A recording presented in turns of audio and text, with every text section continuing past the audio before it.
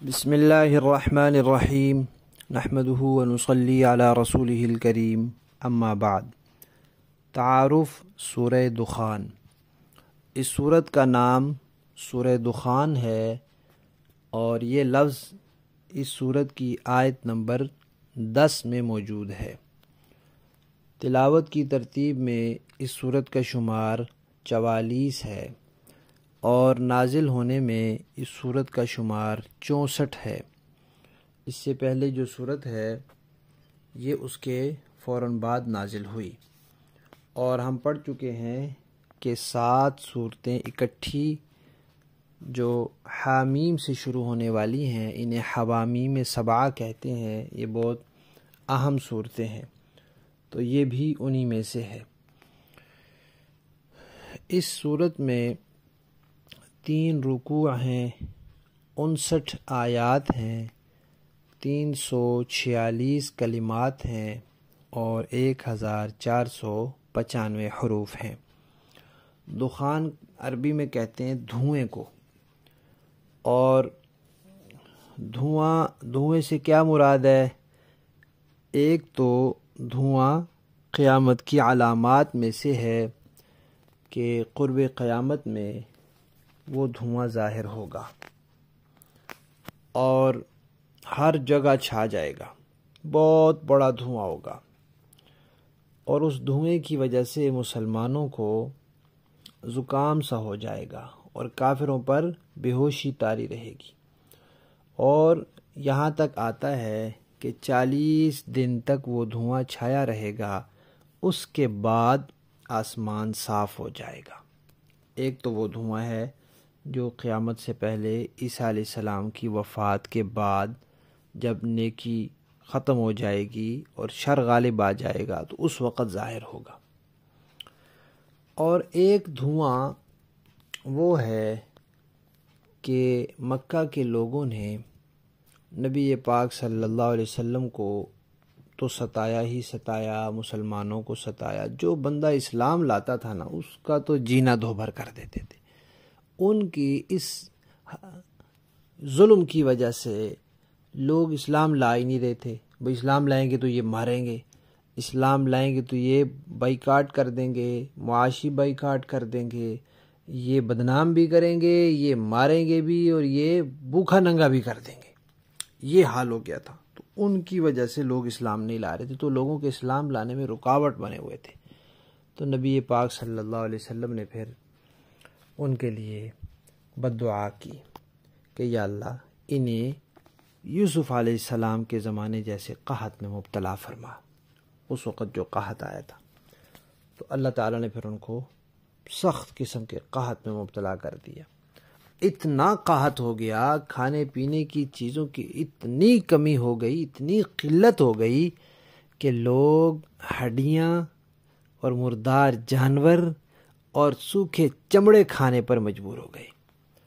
آخر وہ سمجھتے تو تھے کہ یہ سچے ہیں، ان کی دعا قبول ہوتی ہے، تو انہوں نے اپنے سردار ابو سفیان کو کہا کہ آپ محمد سے کہیں کہ یہ ہمارے لیے دعا کریں کہ ہمارا یہ قحط ختم ہو جائے۔ جب یہ قحط دور ہو جائے گا تو پھر ہم ایمان لے آئیں گے۔ تو انہوں نے حضور سے کہا، حضور نے دعا کر دی۔ اب جب دعا ہوئی، اللہ تعالیٰ نے دعا قبول فرمائی اور قحط سالی ختم ہو گئی، تو وہ لوگ اپنے وعدے سے پھر گئے اور ایمان نہیں لائے۔ تو وہ جو قحط سالی تھی، اس قحط میں بھوک کی شدت کی وجہ سے وہ لوگ جب آسمان کی طرف دیکھتے تو انہیں دھواں ہی دھواں نظر آتا تھا۔ تو اس صورت میں اس واقعے کا بھی تذکرہ ہے، تو اس نسبت سے اس کا نام سورہ دخان ہے۔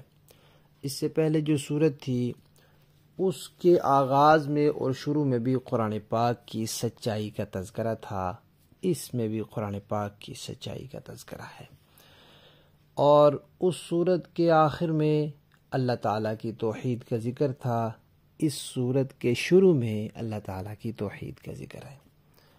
پچھلی جو سورت گزری ہے اس میں توحید کو عقلی دلائل سے ثابت کیا گیا تھا، یعنی عقل سے سوچو تو توحید سمجھ آتی ہے، اور اس صورت کی ابتدا میں بھی توحید پر عقلی دلائل دیے گئے ہیں، اور جو پہلی صورت تھی اس کے آخر میں بھی قرآن پاک کی سچائی کا ذکر تھا، اور اس کے آخر میں بھی، یعنی دونوں صورتوں کے شروع میں بھی قرآن پاک کی سچائی کا ذکر اور آخر میں بھی۔ باقی اس صورت کا موضوع کیا ہے؟ وہ ہے دعوت الی القرآن، قرآن کی طرف دعوت۔ اس میں ایک بڑی بابرکت رات کے فضائل بیان ہوئے ہیں۔ وہ بابرکت رات کون سی ہے؟ جمہور حضرات کے نزدیک وہ شب قدر ہے، رمضان میں جو آتی ہے۔ اس کے علاوہ مشرکین جو خباثتیں کرتے تھے ان کا تذکرہ بھی ہے، پھر ان کا جو نتیجہ ہے اس کا تذکرہ بھی ہے۔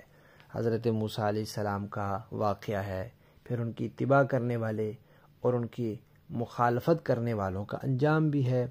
بنی اسرائیل کو اللہ تعالیٰ نے جو فضیلتیں دی تھی ان کا تذکرہ ہے۔ جو لوگ قیامت کا انکار کرتے ہیں ان کی کچھ باتیں اور نتیجہ ہے اس میں۔